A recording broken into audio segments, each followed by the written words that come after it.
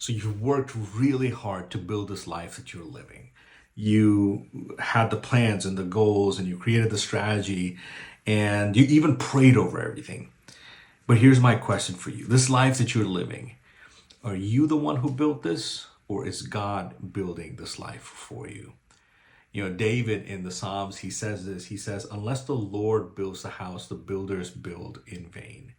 He doesn't say, unless the Lord helps you build this house. He said, unless the Lord builds this house. What does that mean? It doesn't mean that we become complacent or we don't do our part.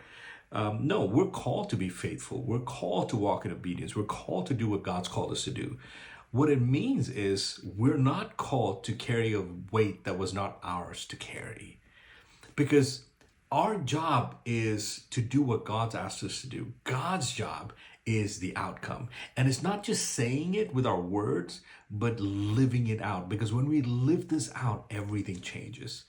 And you don't lose the passion, you don't lose the drive, you don't lose the planning or the strategy, but you start building differently, not from a place of anxiety or fear, but from a place of peace.